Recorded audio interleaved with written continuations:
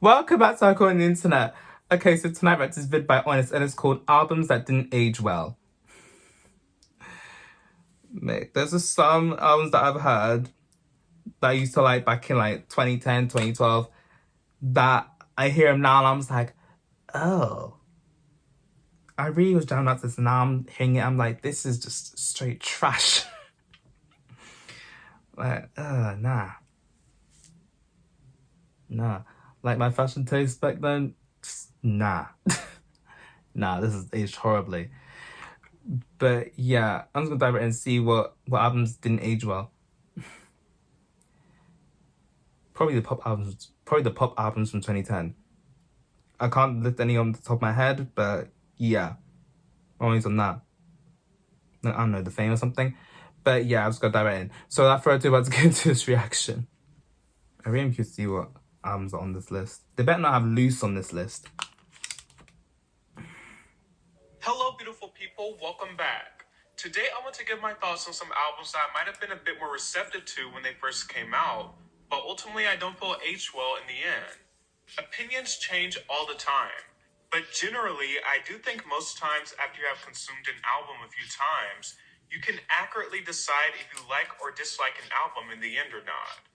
But that's not always the case. So without further ado, here are some albums that went in one ear and right out the other, or left a bad impression, or just doesn't sound as good to me that they did at the time of release. I want to give a disclaimer to the deranged stands that are going to come after me and say, I've enjoyed music from all these artists, I'm fans of some of their albums, and some of the artists themselves that I'm going to talk about. I'm just no longer enjoying the albums listed. And if you are a fan of any of the artists I'm going to talk about, I would love for you to comment your least favorite album by said artist, as well as the reason why. So keep in mind, this will only be albums I received well upon release, even if my opinion on them was mild or even extremely positive. So it will exclude Dead on Arrival albums like Katy Perry's Smile or Justin Bieber's Changes, meaning I never had any positive feelings about those albums in the first place. The first album on my list is going to be Chromatica by Lady Gaga. Lady Gaga's most recent effort. I do remember my initial reaction being mixed, although I did like a good amount of songs, and it was nice to hear Gaga return back to her dance pop roots. But ultimately, I do feel it is a forgettable album, and her most forgettable straightforward pop album. If you put it alongside The Fame Monster, Born This Way, and even Art Pop, it simply pales in comparison in almost every way. I also think a lot of the production is super generic and lacks the detail and risks that was prevalent in earlier Gaga productions. I can't stand I that feel song. most of the album is the type Super of loud, I music can't you stand hear it. while shopping at the mall and wouldn't make a second thought about it. It's background music. And given Lady Gaga's grandiosity, the worst thing she can do is something forgettable. Still, songs like 911 and Fun Tonight are salvageable and good songs. My next one on the list is going to be Reputation by Taylor Swift. I remember being intrigued with this album because of its darker sonic nature. But in hindsight, I find the album to be whiny, empty, and faded upon release with a handful of cringe moments. From the spoken word and Look What You Made Me Do, the forced slap on This Is Why We Can't Have Nice Things, to the rapping on Ready For It. It's an album that caught on to the EDM and sonic trends of the time period about 3 years late. I don't think the production is the best, and it has some duds like Gorgeous, So It Goes, and the Hosier Take Me to Church ripoff, Don't Blame Me. But the thing about a mid-Taylor Swift album is you'll likely always find a great song or two. Delicate is a nice breezy song, and Getaway Car is not only Reputation's crowning jewel, it's his only gem. Harry Styles by Harry Styles. Harry's debut is one that feels undercooked. No albums that I've It's listened not to thus far. terrible, but None. it's just an album that feels completely obsolete now that Fine Line and Harry's House are in his discography. I think it just shows how much debut lacks in the end. Positions by Ariana Grande. My initial reaction to Positions was mixed, but it now takes the cake for my absolute least favorite Ariana Grande record, and the weakest of her Sweetener trilogy. The production is stale. I'm relieved I never heard this album then. And it sounds like an album that wasn't fleshed out. It's certainly a step back from her more adventurous and personal work on Sweetener and Thank You Next. And while some of Ariana Grande's lyrics didn't land on this album, there are a few highlights such as My Hair. But ultimately, if I never heard this album again or anything from it, I would not care at all. I also feel like some of the sonic direction and production is adjacent to Justin Bieber's changes. Like for instance, the production on the title track sounds straight from the Bieber library. The Weeknd, Beauty Behind the Madness. Nah. Beauty Behind the Madness has some of the Weeknd's best and well-crafted singles, like the iconic... I love that album.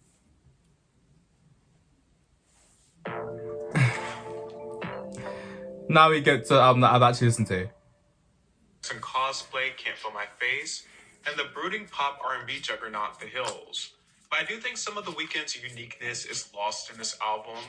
It's a mixed bag, and even his mixtapes prior to this album have aged much better than a lot of tracks on this album. Rare, Selena Gomez. Terrible album cover, and a lot of boring and forgettable tracks.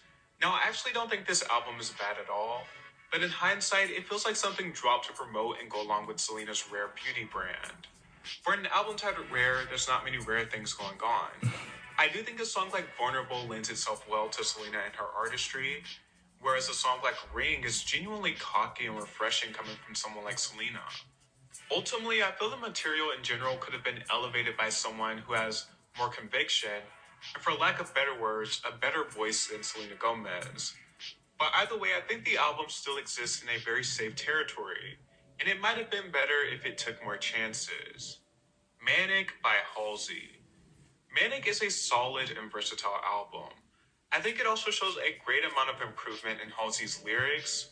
At first, Halsey had a history of edge, Tumblr core, try-hard lyrics, and on Manic, I think she proved to be a more than capable and even clever pop songwriter at times.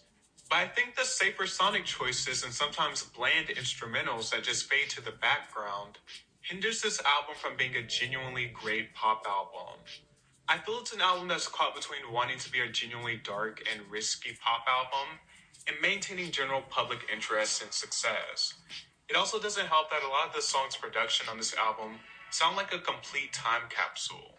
It's like a blended soup of the most popular sounds from 2018 to early 2020, ranging from many different sounds and subgenres. Drake, Views. Yeah, I gotta agree with that one. But yeah, this and Beauty Behind the Madness, they're the only two albums that I've actually listened to thus far on this.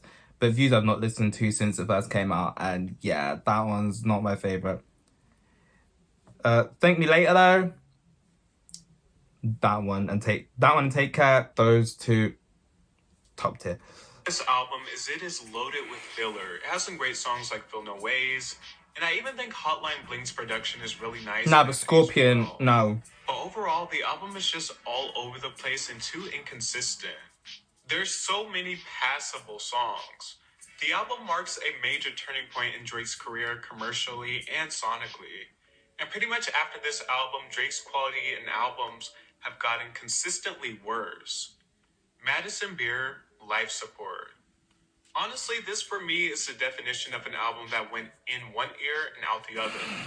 I retained practically none of it, besides the singles, such as Selfish, which I think is a genuinely moving and pretty good pop ballad. Ultraviolence, Lana Del Rey. This is an album that was once my absolute favorite Lana Del Rey album, and it still has songs I go back to and songs I consider her best work, such as West Coast and the title track. But as time goes on, I feel it might be her most one-note album. And a lot of the album feels redundant to me and like it's retracing the same steps over and over and over. A lot of the songs blend together and may be too close at times. And with the advancement of Lana's discography in recent years, an album like Ultraviolence, although important for Lana's career, loses its replay value for me. Okay, that's it. Okay, fair enough. Like, I might not have liked Views, but honestly, I like Views better than Scorpion, I will say that. So If I Love a Boy, it wasn't even all that neither. The Way Too Sexy video, though, was a good laugh. I will say that. But yeah, only two albums on here that I've actually listened to. Mad. But yeah, the only one I don't agree with was Beauty Behind the Madness. But obviously, that's my opinion, obviously. Views I definitely agreed with. The others I didn't listen to, so I have no opinion on them. So... Yeah. I'm trying to see what we're saying right now. This one. Someone's triggered with the ultra violence one. Wow, man. I think we've got some Lana Del Rey fans in here. Oh well, someone agrees with Honest about the position about what he said about the Positions album. I've never listened to that album and I have no desire to listen to it. I really don't. But yeah, Views is just don't get me started on Views. The View Behind the Madness though, that one I liked. So you got songs like In the Night, Acquainted, Often. Those three are my favourites off it, quite frankly, but yeah. Oh, and The Hills.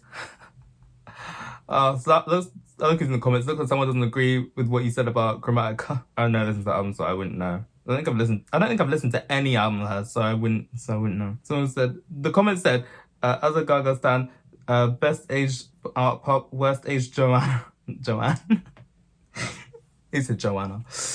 Anyway, thinking about it, Joanne was an uncohesive mess, going from songs about your aunt to songs about masturbating. What? What? Oh Lord! Someone also commented, how about a video about albums that age well now? Someone said. Someone said album's not even on here. Someone said mine is Pink Friday. Aside from Memory Reloaded and a few other songs, I didn't realize how generic most of the album is when it first released. She really stepped up with the Pink print. I could lie and say I've not listened to the Pink print, but I have. It's a good album. I ended up listening to it by accident. I think I went to try and go for song only, and then I ended up hearing the whole album by accident, and it was a good accident. And this was 2015. But obviously most of the albums on here is not really my kind of sound. It's really not. It would be like hip-hop R&B albums, maybe on the type of album as well. Those type of albums I'd listen to. Not the pop ones on here. Most of them's pop though. But yeah, it is what it is. Interesting vid though. So yeah, I'm gonna head out. Anyways, that's it for this video. Like, subscribe if you want. I post if whenever I feel like it. I'll see you next one. Bye.